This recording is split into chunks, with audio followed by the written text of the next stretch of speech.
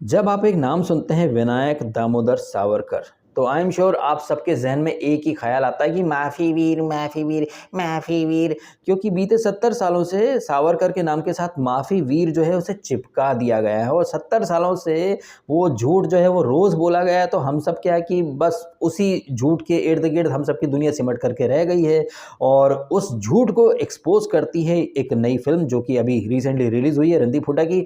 Film का नाम है स्वतंत्र वीर सावरकर, जो कि वीर सावरकर की ज़िंदगी के ऊपर ये बेस्ड है। और इस फिल्म में दिखाया गया है कि सावरकर साहब से पहले हमारे देश में अंग्रेज़ों से आज़ादी प्राप्त करने के लिए काफ़ी लोगों ने बहुत सारी मशक्क़त करी। 1857 की क्रांति, उसके बाद 1890 चापेकर बंधु जिन्होंने अंग्रेज़ों से लोहा लिया। और मैं काफ़ी ब्लेस्ड हूँ यार कि 2014-15 में गुजरात के राजपीपला गया था एक फिल्म के शूट के लिए। वो चापेकर ब्रदर्स पिक्चर थी, तो चापेकर बंधुओं की जो कहानी है मैं उससे भी परिचित हूँ। कैसे पुणे में प्लेग फैला था, कैसे अंग्रेज़ जो हैं भयंकर रूप से अत्याचार करते थे, मतलब महिलाओं के साथ, बच्चों के साथ।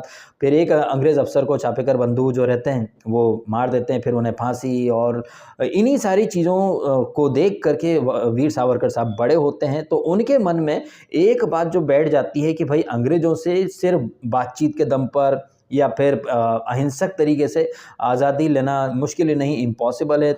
और फिर आने वाले दिनों में वीर सावरकर कैसे अंग्रेज़ों से लोहा लेते हैं और फिर वीर सावरकर से काफ़ी लोग इन्फ्लुएंस भी होते हैं। भगत सिंह का भी आपको एक छोटा सा मोनोलॉग दिखता है, आपको खुदीराम बोस की भी एक झलकी दिखाई देती है। वहीं बीच में ये फिल्म आपको दिखाती है कि जब गांधी जी आए, वर्ल्ड वॉर का दौर चल रहा था, तो जहाँ एक तरफ तिलक साहब बोलते हैं कुछ कि भाई अंग्रेज़ों से लोहा लेने का सही समय है, तो गांधी जी बोल देते कि नहीं नहीं नहीं, अगर हम उनकी मदद करेंगे, हम उनकी गुड बुक्स में रहेंगे तो कल को हमको फ़ायदा हो सकता है। ये फिल्म जो है वो कहीं न कहीं गांधी जी को पूरी तरह से एक्सपोज़ करके रख देती है। अब हो सकता है कि कई लोग मेरे स्टेटमेंट से बुरा मान जाएँ, बट आप लोग मान सकते हो गांधी को father of the nation.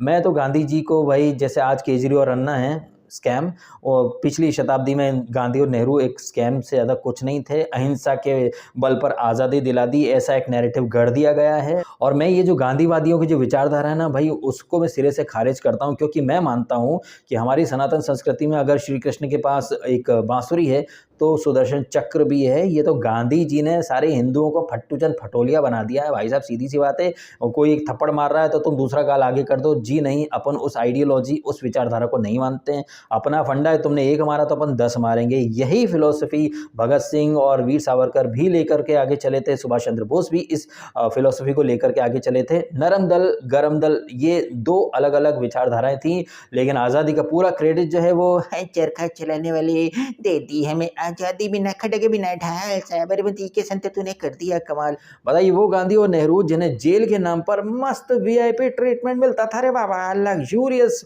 Villa type के उनके जेल के कमरे हुआ करते थे। वहीं वीर सावरकर, भगत सिंह, कैसी कैसी यातनाएं इन्होंने सही। चापेकर बंधु को फांसी पर टांग दिया गया।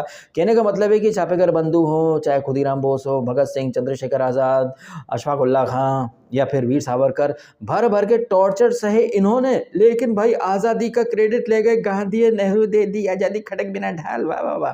तो ये फिल्म एक नहीं, ऐसे कई सारे जो प्रपंच थे, जो फॉल्स नैरेटिव बीते 70 सालों से चिपका दिए गए हैं। और एक क्वेश्चन मार्क भी ये फिल्म रेस करती है एंड में, जब गांधी जी को गोली मार दी जाती है नाथूराम गोडसे के द्वारा। सावरकर साहब एक सवाल हाईलाइट करते हैं कि गांधी जी को सिक्योरिटी क्यों नहीं दी गई। और फिर बाद में गांधी जी की हत्या का एक हवाला दे करके चितपावन जो ब्राह्मण थे उन सबको मोब लिंचिंग के थ्रू मार दिया जाता है। वीर सावरकर के भाई साहब को भी मोब लिंचिंग में मार दिया जाता है। और तब रणदीप हुड्डा जो कि वीर सावरकर के कैरेक्टर में रहते हैं, वो कहते हैं अच्छा पता चला इसलिए गांधी जी को सिक्योरिटी नहीं दी गई थी। कहने का मतलब है कि कई सारे जो नैरेटिव बीते 70 सालों से हम सब पर थोपे गए हैं, उन सारे नैरेटिव को एक्सपोज भी करती है ये फिल्म। आपको तस्वीर का दूसरा पहलू भी दिखाती है कि आज़ादी ऐसे ही नहीं मिल गई, मैं दांडी मार्च में पैदल चला जाऊंगा, मैं भूख हड़ताल पे बैठ जाऊंगा। अगर भूख हड़ताल से आज़ादी मिल सकती है तो क्या भूख हड़ताल से ये जो दो वर्ल्ड वॉर हुए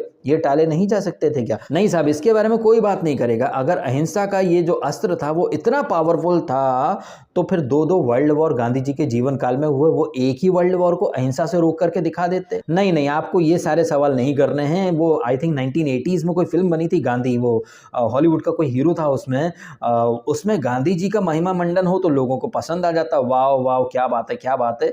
बट अगर हमारे देश के जो और हीरोज हैं, चाहे वो वीर सावरकर हों या फिर चापेकर बंधु हो, उनके ऊपर कोई फिल्म बन जाए तो अरे ये तो प्रोपेगेंडा है, प्रोपेगेंडा है, अरे प्रोपेगेंडा है, फैक्ट नहीं है, कुछ भी है, अनरियल। अच्छा, मतलब वीर सावरकर पर फिल्म बने तो वो फैक्ट से कोसों दूर है, बट गांधी नेहरू के ऊपर कोई पिक्चर बने तो एज ए डायरेक्टर खुद उनसे मिलकर, हाँ गांधी जी बताओ ये वो तो ये लिख लूँ, ये लिख लूँ है। वहाँ पर भी तो हिस्टोरियंस के मुंह से जो कुछ लिखा पढ़ा गया, बोला गया है, उसी को एक आधार बना करके ये डायरेक्टर प्रोड्यूसर फिल्म बनाते हैं।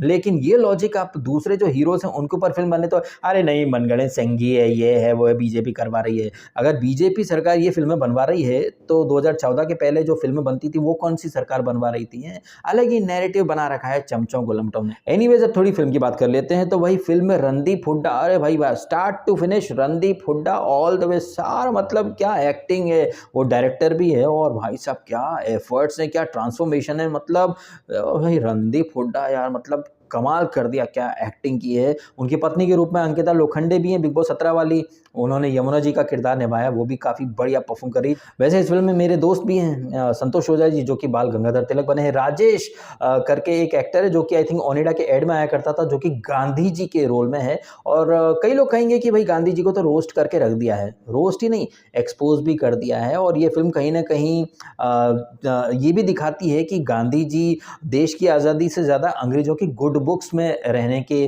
फेवर में ज़्यादा रहा करते थे। ये फिल्म आपको ये भी दिखाती है कि वीर सावरकर साहब न सिर्फ अंग्रेज़ों के लिए बल्कि गांधी नेहरू के लिए भी एक बहुत बड़ा कांटा बन चुके थे। इसीलिए अंग्रेज़ों ने उन्हें न सिर्फ टॉर्चर करा, भाई बहुत भीषण भीषण यातनाएं दी हैं। आप वो सीन देखेंगे तो आप सोचेंगे यार भाई इससे अच्छा तो आदमी को मार दो यार, मतलब इतना कुछ उन्होंने सहा। दो बार उन्हें ये उम्र कैद की सज़ा मिली और गांधी नेहरू को क्या मिला भाई, फादर ऑफ द नेशन का टैग। बताइए, गांधी जो कि भारत में पैदा हुए, उन्हें भारत का बाप बोल दिया गया है। इससे बड़ा फ्रॉड, इससे बड़ा स्कैम आपको क्या ही देखने को मिलेगा है। देश के अंदर पैदा हुआ है गांधी, लेकिन देश का बाप। और आप एक दोगलापन और देखें, 70 सालों से जो सेकुलर लॉबी है, अगर जिन्ना अलग मुल्क की वकालत करता है, हाँ तो ठीक है, चलता है, बट अखंड भारत और हिंदुत्व की बात करें अगर वीर सावरकर, अरे तो भाई कम्युनल है। तो जैसा कि मैंने कहा कि बीते 70 सालों में एक नहीं हजारों तरह के जो प्रोपेगेंडा नैरेटिव गढ़ दिए गए हैं, उन सारे नैरेटिव्स की पोल पट्टी खोल देती है ये पिक्चर। और इस पिक्चर से सिर्फ उन्हीं लोगों को तकलीफ होगी जिन्होंने बीते 70 सालों से अलग नैरेटिव चलाए हैं, यानी कि चोर की दाढ़ी में तिनका। तो जो चोर हैं उन्हीं को तकलीफ होगी इस फिल्म से। मेरा तो वही ये मानना है और आपसे कहना भी है, अगर आपने ये फिल्म नहीं देखी है तो आप देखिए, आपको टॉप क्लास परफॉर्मेंस और जो हिस्ट्री में हम सबसे छुपा लिया गया है, आपको तस्वीर का वो पहलू देखने को मिलेगा कि यार संघर्ष किया किसी ने, कुर्बानी दी किसी ने, मलाई खा गया कोई और फिर गांधी जी की हत्या के बाद कैसे मतलब ब्राह्मणों के ऊपर टूट पड़े थे सारे सो कॉल्ड अहिंसा के पुजारी। अहिंसा के पुजारी अगर इतने बलवान थे तो दो विश्व युद्धों को रोक लेते ना अहिंसा के बल पर। तब हम भी बोलते हाँ वर्ल्ड वॉर रोक दिया बिना खड़ग बिना ढाल, साबरमती के संत तूने कर दिया कमाल। हिटलर भी बोलता रघुपति राघव राजड़ा।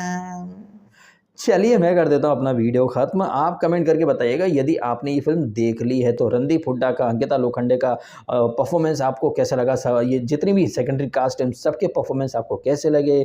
और अगर आपने नहीं देखी ये फिल्म तो मैं तो चाहूँगा कि आप देखें, आपको मैं रेकमेंड भी करूँगा कि जाइए देखिए, अपने बच्चों को निब्बियों को लेके जाइए जिन्होंने एजुकेशन सिस्टम में पढ़ लिया कि हाँ Gandhi ji father of the nation थे, चाचा नेहरू हमारे फर्स्ट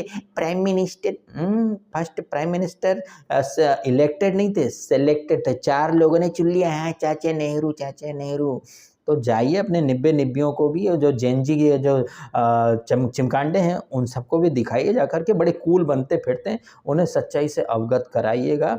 चलिए इन्हीं बातों के साथ वीडियो खत्म कर देता हूँ। आपने समय निकाला, वीडियो देखा, आपका बहुत बहुत धन्यवाद। Thank you so much.